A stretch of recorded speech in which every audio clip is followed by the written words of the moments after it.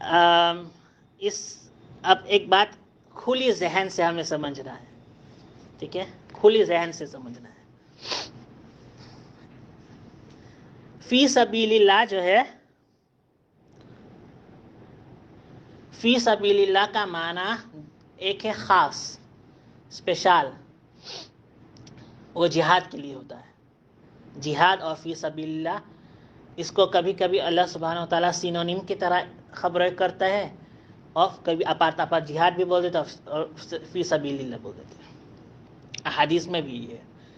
تو فی سبیل اللہ جو ہے یہ جہاد کے لیے استعمال ہوتا ہے، لیکن اس کا عمومی معنی بھی ہے، بتیکن ایک اندر معنی کے جو ہر ایک دینی کام کے لیے استعمال کیا جاتا ہے۔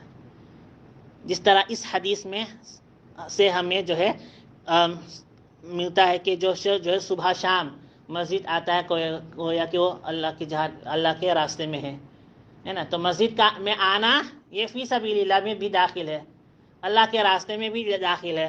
اسی طرح جو ہے جمعہ کے بارے میں ہے، ٹھیک ہے، اسی طرح حج کے بارے میں بھی ہے کہ جو حج کرنے کے لیے جا رہا ہے تو اس کو اللہ کے راستے میں۔ تو فی سبیل اللہ کا معنی جو ہے عام بھی ہے، عام بتیکن کے اس کا کئی چیزوں میں خبر ہو سکتا ہے۔ اسی طرح جو اللہ کے راستے میں نکلتا ہے علم حاصل کرنے کے لیے، وہ بھی اللہ کے راستے میں ہے۔ یہ جو مدارس کے طلبہ ہے، ٹھیک ہے، دارالعلوم میں جو پڑھتے ہیں اور جو ہے جو اپنے گھروں سے نکلتے، یہ بھی اللہ کے راستے میں ہے۔ یہ اللہ کے راستے میں نہیں ہوں گے تو کون ہوگا، ٹھیک ہے۔ تو ان کے لیے تو احادیث میں تو ان کے لیے تو جنت، اس کے لیے تو فرشتے پر بھیجاتے ہیں، اور جو ہے ان کے لیے جو ہے سمندر کی مچھلیاں بھی دعا کرتے ہیں۔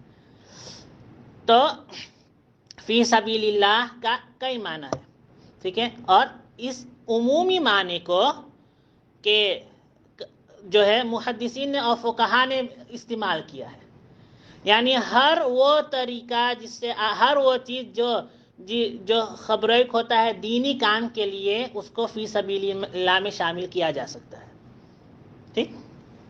ایک تو بات یہ ہے۔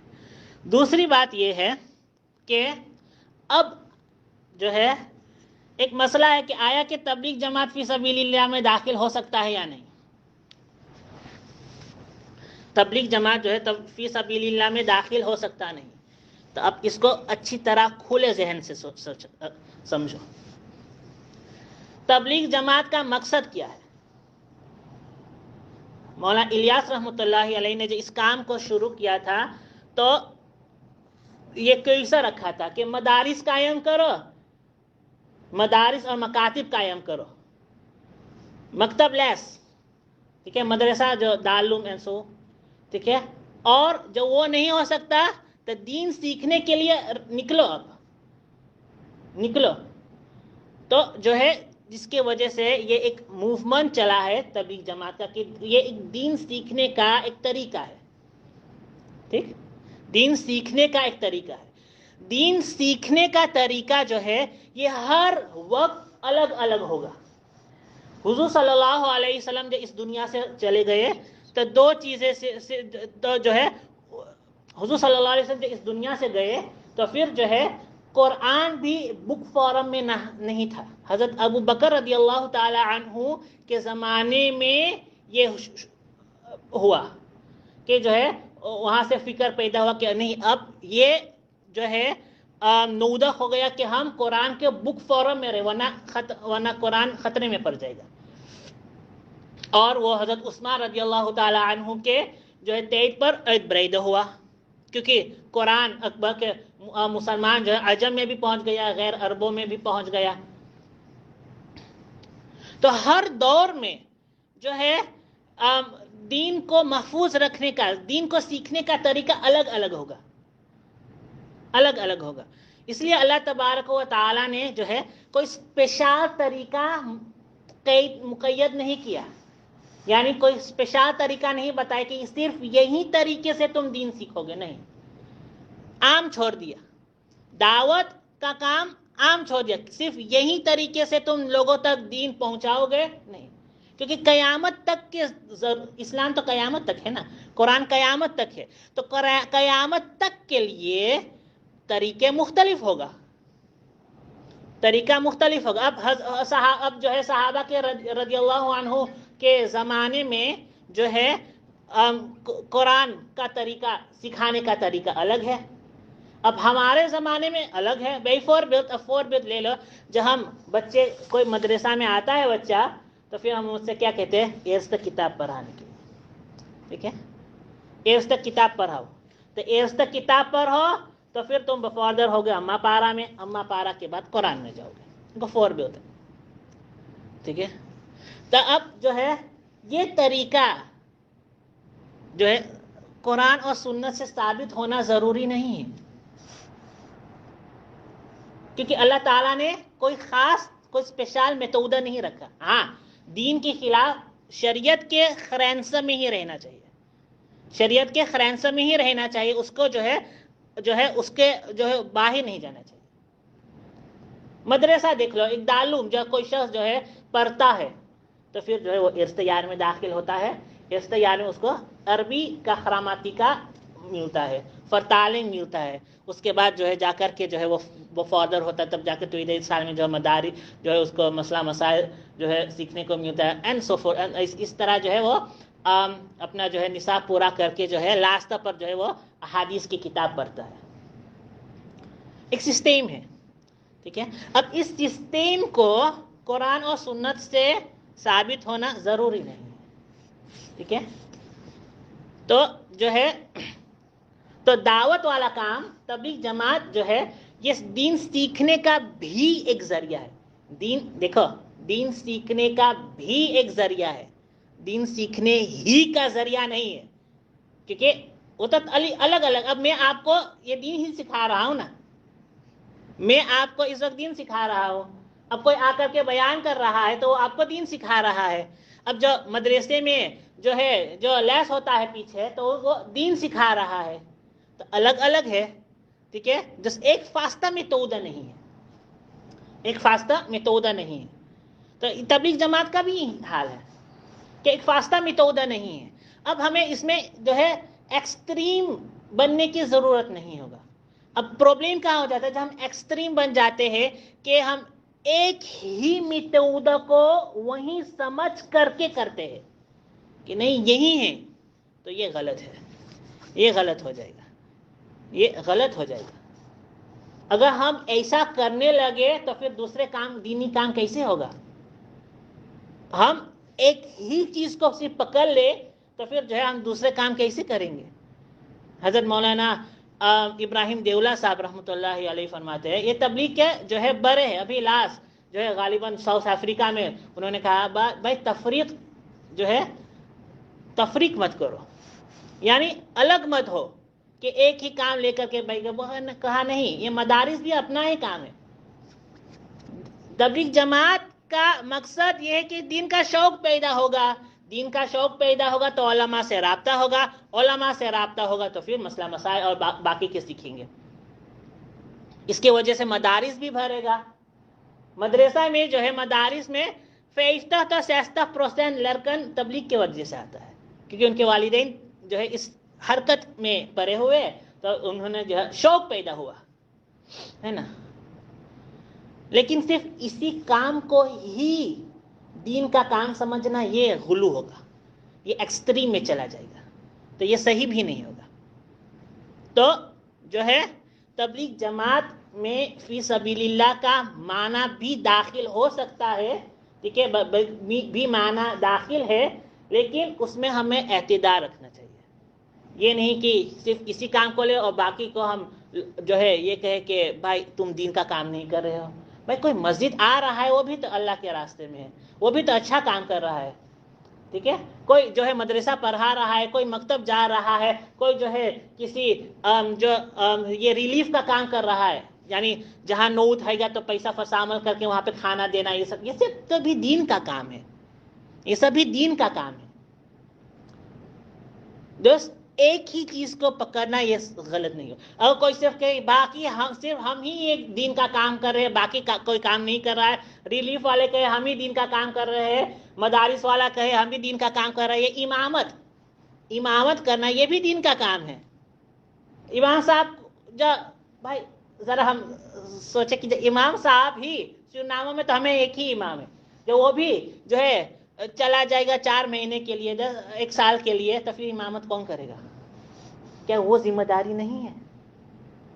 کیا وہ ذمہ داری نہیں ہے لوگ, تاکہ اس کی وجہ سے باقی کے لوگوں کے نماز صحیح ہو رہا ہے, پورے سال میں سب کے نماز صحیح ہو رہا ہے.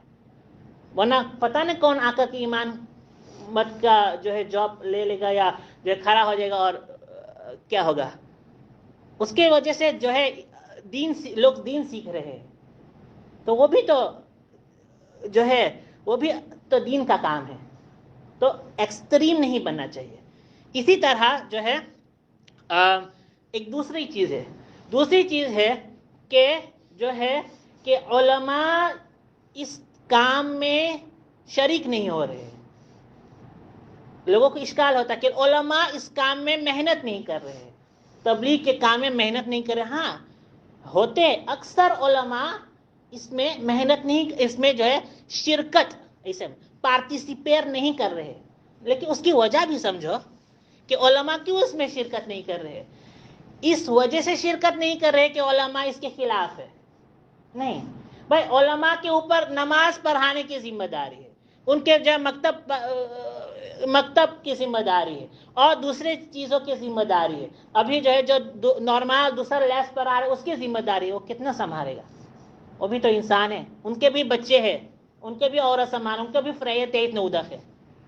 تو یہ کیا وہ دین کا کام میں داخل نہیں ہے؟ کیا وہ دین کا کام نہیں کر رہے ہیں؟ اتنا دین کے کام کرنے کے باوجود ہم یہ امید رکھے کہ وہ اس میں فل ٹائم پارٹیسپیٹ کرے, تو نہیں. یہ تو ایکسٹریم ہو جائے گا, یہ تو ظلم ہو جائے گا علماء پر. ٹھیک, علماء اس کے خلاف نہیں ہے, کوئی بھی دیوبندی عالم اس کے خلاف نہیں ہوگا. تبلیغ جماعت کے کوئی بھی دیوبندی عالم خلاف نہیں ہوگا. علماء دیوبند بھی اس کے خلاف نہیں ہے. مولانا قاری طیب صاحب رحمۃ اللہ علیہ علماء جو ہے یہ دارالعلوم دیوبند کے محتمیم پرنسپل گزرے ہیں. حضرت مولانا قاسم نانوتوی رحمۃ اللہ علیہ کے جو ہے پوتے. آپ جو ہے تبلیغ اجتماعات میں خوب شرکت کرتے تھے, اور وقتاً فوقتاً اعتراضات, تبلیغ جماعت پر جو اعتراضات ہوتا تھا اس کا جواب بھی دیتے تھے. حضرت مفتی شفیع صاحب رحمۃ اللہ علیہ, آپ جو ہے دارالعلوم دیوبند کے مفتی ہیں, تبلیغ جماعت کو سپورٹ کرتے تھے. اسی طرح جو ہے سہارنپور کے جو ہے حضرت مولانا زکریا رحمۃ اللہ علیہ, وہ بھی تو دیوبندی شخص عالم ہے. ٹھیک ہے, ایسے کئی علماء ہیں. تو میں چند لوگوں کا نام لے رہا ہوں. حضرت مفتی محمود حسن گنگوہی رحمۃ اللہ علیہ, ان کا تو باقاعدہ فتاوی محمودیہ میں مفتی محمود حسن گنگوہی رحمۃ اللہ علیہ یہ دارالعلوم دیوبند کے مفتی گزرے ہیں. ٹھیک ہے, ان کا ایک پورا جو ہے فیرن توینتا فولیما کے فتاوی محمودیہ کے نام سے پورا تبلیغ جماعت کے بارے میں جو ہے ان کا پورا ایک چیپٹر ہے. تو علماء دیوبند بھی اور علماء بھی دیوبندی علماء اس کے خلاف نہیں ہے. کس چیز کے خلاف ہے؟ غلو کے خلاف ہے, ایکسٹریم ہونے کے خلاف ہے. اور تو ہر عالم ہوگا اس کے خلاف.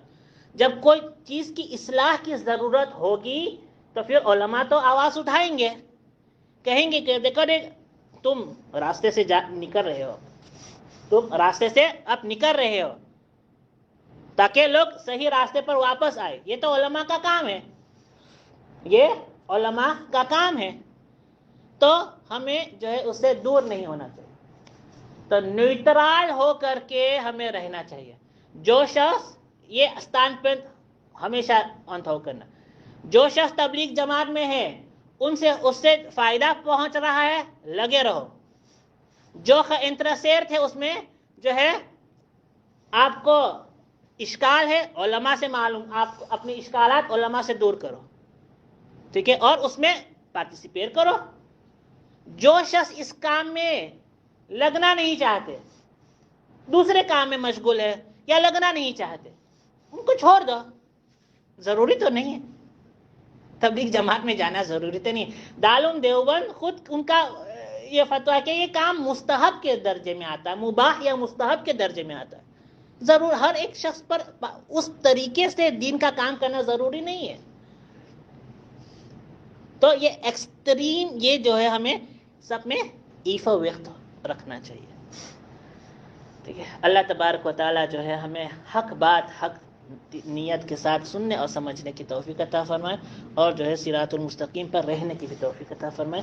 وآخر دعوانا الحمدللہ.